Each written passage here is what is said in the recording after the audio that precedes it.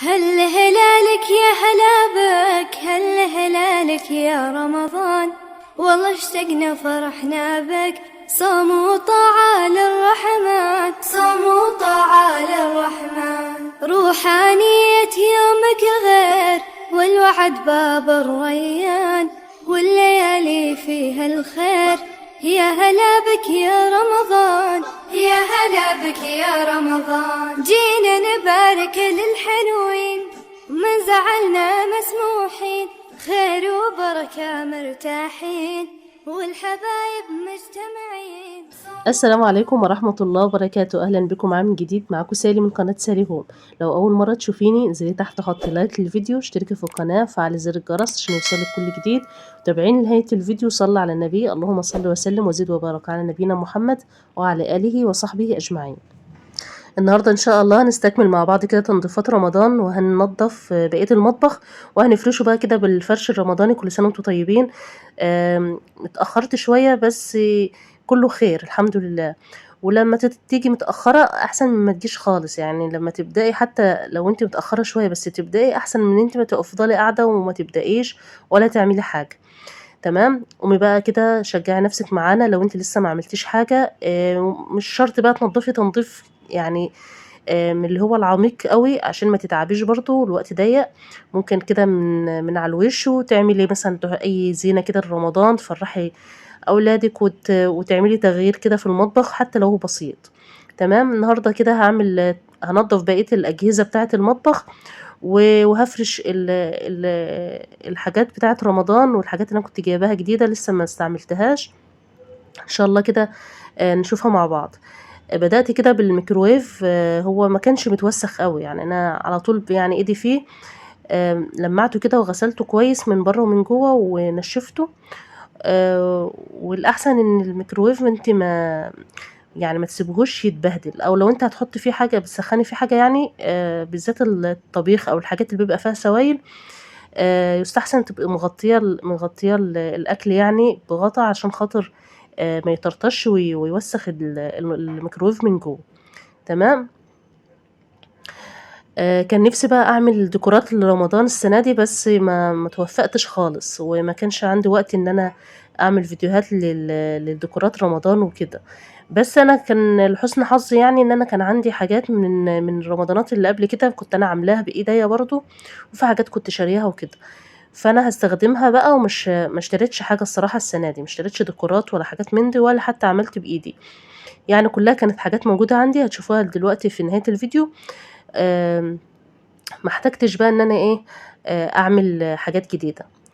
الوقت ما سمحش معايا خالص، بس الحمد لله يعني قدر الله ما شاء فعل. الفيديو ده بقى تحسوه طويل شوية كده، فيه حاجات كتير. انا كنت عاملاه على يومين. يعني يوم غسلت الميكروويف وعملت ونضفت حاجات برضو كده، ما احتجتش ان انا اصورها، لان التليفون كان كل شوية يفصل شحن وكده، فكنت ايه بضطر ان انا اروح احطه على الشاحن. فمش كل حاجة صورتها، فانا اللي قدرت عليه كده صورته. هنا كنت بنضف الشباك، وزي ما انتوا عارفين ان انا كنت لسه ناقله جديد، فالحاجه لسه ما اتبهدلتش قوي، فاهميني.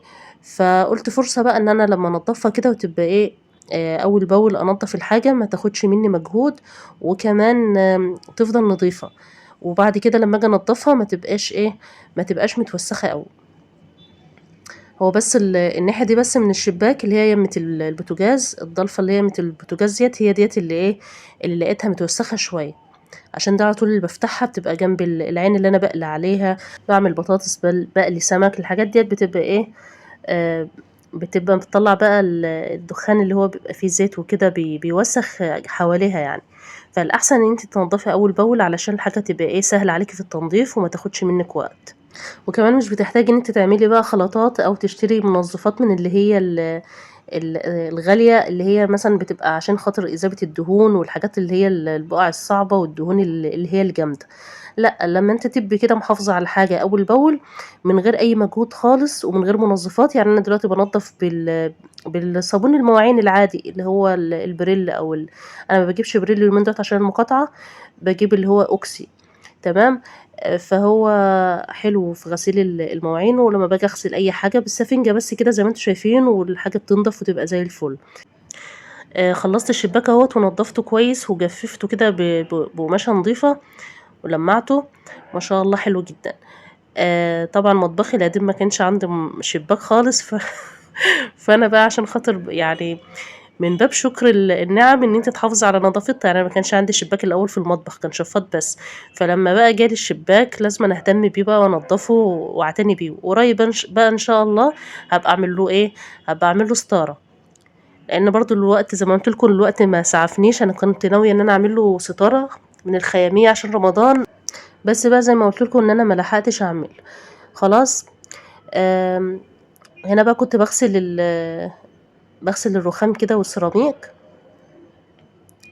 الرخامة بتاعتي زي ما أنتم عارفين بقى إن أنا لسه ما رفعتهاش، لسه ما ثبّتهاش كويس يعني، التقفيل من تحت اللي هو الألومنتال ده لسه ما اتثبّتش في الحيطة ولا عملت له ولا حطيته على وزر، فتحسّوا إن هو واطي كده والرخامة لسه ما اتعملّهاش وزرة برضه، إن شاء الله قريب بإذن الله ربنا ييسّر الحال كده وأكمّل الجزء اللي ناقص وأبدأ أرفعه كده على إيه، على الوزر بتاعه وأثبّته بمنظر يبقى أحلى وأحسن برضه، لإن باخاف برضه لا حاجة تُقع من وراه تلِم حشرات أو أي حاجة كده يعني. تمام، غسلت برضه الغلاية كده، أنا ما باحبش أغرّقه بالمَيّة، يا دوب كده بسفنجة وبامسحه بقى بقماشة مبلولة وبعدين بقماشة إيه، نضيفة وناشفة، خلاص. عايزة بقى أفكّركم لو لسه بتشوفيني لحد اللحظة ديّة انزلي تحت حُطّي لايك للفيديو، اشتركي في القناة، وفعّلي زر الجرس عشان يوصلِك كل جديد، وتابعي الفيديوهات اللي موجودة على القناة هتستفادي جدًا منها، عاملة فيديوهات كتير جدًا وحلوة لإعادة تدوير ولترتيب وتنظيم المطبخ، إن شاء الله تستفادي. ما ننساش بقى كده ذكر الله، والباقيات الصالحات خير عند ربك ثوابًا وخير أملًا، سبحان الله والحمد لله ولا إله إلا الله والله أكبر ولا حول ولا قوة إلا بالله. عايزاكِ بقى وأنتِ بتنضّفي كده تستفادي من الوقت، تشغّلي حاجة جنبِك، آمم مثلًا صورة بتحبيها، درس علم تستفادي منه، لسانِك كده يبقى رطب بذكر الله، تستفادي من الوقت وتنضّفي بيتِك وتذكري ربنا وتاخدي حسنات وربنا يبارك في وقتِك. هنا كنت بانضّف الحيطة اللي هي فوق البوتاجاز ورشّيت كده عليها من البخاخ ده اللي أنا بانضّف بيه أي حاجة، ما حبيتش إن أنا أغرّق الدنيا، فأنا إيه، بقيت أرُش كده وأعمل. بقيت إن أنا أرُش وأنضّف كده، بينضّف كل حاجة، وكمان عشان زي ما أنا قُلت لكم الحاجة ما كانتش متوسخة أوي، فده ساعدني إن الإيه، البخاخ ده يبقى كويس وينضّف معايا بسهولة، وما احتاجش منظّفات أو حاجات من الغالية. تمام كده، زي ما أنا قُلت لكم البخاخ ده بقى عبارة عن إيه، مَيّة سائل مواعين، وشوية خَل وشوية ديتول أو مُعقّم أو أي نوع أنتِ بتستخدميه يكون مش مقاطعة. أنا الديتول ده كان عندي من زمان قبل موضوع المقاطعة ده، فعشان كده حطّيت منّه، خلاص. بالمّع بقى كده لوحدة الإدراج برضه، ال وديّة وحدة التربو اللي هي بتاعة خزين البصل والبطاطس والتوم، وخلاص كده نضّفته زي الفل. هامسح بقى الأرض كده وألمّعها كويس. السيراميك الأبيض حلو، بس بيبان فيه الاتساخات بسرعة، يعني عايز نضافة وعايز اهتمام، وعايز تلميع دايمًا، فلو أنتِ من مثلًا يعني مش من عادتِك إن أنتِ مثلًا بتحبي تلمّعي كل يوم أو تنضّفي كل يوم وكده، فبلاش اللون الأبيض، ممكن تستبدليه بالبيجات أو البنيات كده يعني، بس هو بيدّي وسع للمكان وحلو وبيبقى منوّر كده بيخلّي المكان حلو كده وتحسّي إن الدنيا منوّرة، تمام. هنا بقى كنت بدأت إن أنا أركّب الcover بتاع الغسالة، الcover ده أنا كنت جايباه زي ما قُلت لكم، كنت جايباه ب70 جنيه، اللي شاف فيديو المشتريات، هو حلو وشكله شيك كده ولايق على المطبخ أوي، لونه أبيض والورد اللي فيه رصاصي. تمام، هنا بقى كنت باعمل حبيت إن أنا أغيّر كده في البوتاجاز بتاعي، الإزاز بتاعه مراية، فكل أمّا آجي أصوّر يعني باظهر فيه والstand التصوير بيظهر فيه، فما بابقاش على راحتي خالص، فقُلت بقى إن الحل علشان خاطر المشكلة ديّة إن أنا ألزق عليه الsticker الحراري، هيبقى حلو ويتحمل الحرارة برضو، وكمان لما اجي اشيله هيبقى سهل في الازالة يعني. وكمان عشان خاطر انا حابة ان انا الزق عليه الستيكر الخيامية، وقلت لو انا لزقته مباشرة على الازاز ممكن برضو ما اجي اشيله ما يتشالش بسهولة، لان الورق اللي هو الملون ده بيبقى الستيكر بتاعه خفيف، فتيجي تلزقيه على اي مكان، تيجي بعد فترة تشيليه تلاقيه بقى صعب في الازالة. انما ده بقى طالما الاستيكر الحراري ده بيبقى تخين، ومهما حطيتيه ما بتيجي تشيليه بيتشال بسهوله خالص ومفيش اي مشكله. لزقت كده استيكر خياميه علشان خاطر ندي روح كده لرمضان ويدي كده شكل مبهج في المطبخ. ورجعت بقى الحاجات مكانها تاني على الرخامه. ده الكوستر الخيش اللي انا عاملاه. هسيب لكم بقى روابط الحاجات ديت تحت في صندوق الوصف. وده الفانوس ده برضو انا اللي عاملاه في رمضان اللي فات، وكنت عامله التمريه دي برضو حاطه فيها تمر كده برضو، جهزتها كده علشان رمضان. كل سنه وانتم طيبين. عشان كده قلت لكم بقى ان انا السنه دي ما عملتش حاجه، كل الحاجات دي كانت عندي من رمضان اللي فات. وده برضو كان عندي من رمضان اللي فات، كنت عامله العلبه دي بتاعه المعالق الخشب، عملتها كده من قطعه من القماش الخياميه والخيش، وزينتها بطريقه بسيطه وسهله خالص. تمام. وهنا بقى حطيت الرف برضو اللي انا كنت عاملاه قبل كده، وحطيت فيه تحته البرطمانات كده بتاعه رمضان. انا اساسا بستخدمها من رمضان اللي فات، ما شلتهاش اصلا، فحلوه مش شغاله يعني. قلت خلاص انا هخليها السنه دي كمان. وبس كده. وحطيت الحاجات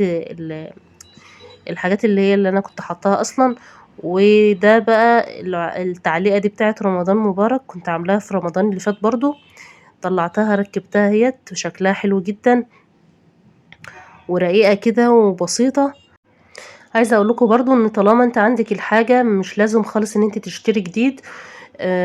مش كل ما حاجة تطلع جديدة تجري عليها تشتريها. لا، احنا ممكن نجدد ونغير في البيت بأبسط الامكانيات وبحاجات بسيطة جدا، يا دوب تغيري الشكل كده او تدي طابع جديد للمكان من غير تكلفة خالص ومن غير ما تصرفي.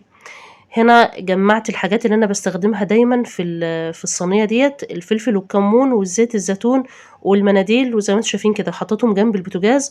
وهنا طقم التوزيع. بس يعني انا ما عملتش حاجات جديده قوي. وفرشت بقى السجاده اللي انا كنت جايباها دي، سجاد كمبيوتر اللي هو خفيف كده عشان خاطر المطبخ يعني تبقى سهله في ان انا اشيلها كل شويه، اغسلها انضفها، ما تبقاش تقيله معايا. وعملت قطعت حته كمان كده، المقاس اللي هو الحته الضيقه ديت اللي ما بين التلاجة والغساله، لان هي ضيقه شويه عن ما بقيه المطبخ، فجبتها نفس اللون بس عملتها زي دواسه صغيره. هنا بقى طقم الاذكار ده، اذكار الصباح، المغناطيس بتاع اذكار الصباح. بدات ان انا احطه اهوت على التلاجة، بس للامانه المغناطيس بتاعه مش بيثبت كويس، يعني خفيف قوي. فانا كان عندي مغناطيس بقى، هبقى الزقه عليه كده عشان خاطر يبقى ثابت حلو، بس هو يا دوب كده ايه يعني يعتبر متصلب. حبيت برضو اقول لكم الصراحه ان هو مش ثابت كويس، يعني حاطين فيه قطع مغناطيس كده عامله زي الورق كده، فاهمني؟ وكمان ما هوش خشب، يعني انا كنت مفكراه خشب لقيته عامل زي الكرتون، بس اللي هو الكرتون المقوى. تمام. هنا بقى خلاص كده الشكل النهائي بتاع المطبخ. حطيت فرع الورق الشجر ده كده بالمنظر ده كده، يدي برضو روح للمكان. وبس كده. اتمنى يكون فيديو النهاردة عجبكم. كل سنة وانتم طيبين، كل سنة والأمة الإسلامية بخير. رمضان مبارك عليكم كلكم يا رب. ربنا يخليكم ليا وما نحرمش منكم ابدا ولا من تعليقاتكم الجميله، وربي كده دايما متجمعين على الخير، وتنعاد علينا وعليكم الايام بخير يا رب.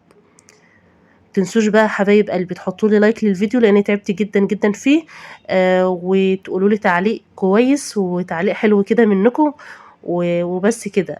اتمنى اشوفكم في فيديو جديد كده، يكون برضو فيديو حلو. تستنوني باذن الله فيديو روتين اول يوم رمضان ان شاء الله كده، ربنا ييسر الحال واعمله على خير.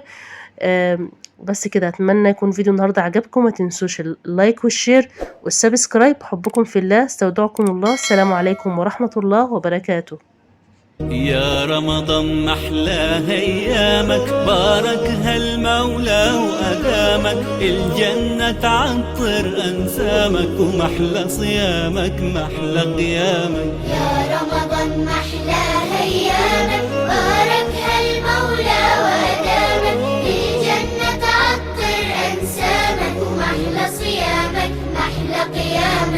صحينا يلا نتسحر وجمعنا على الله أكبر. الله أكبر الله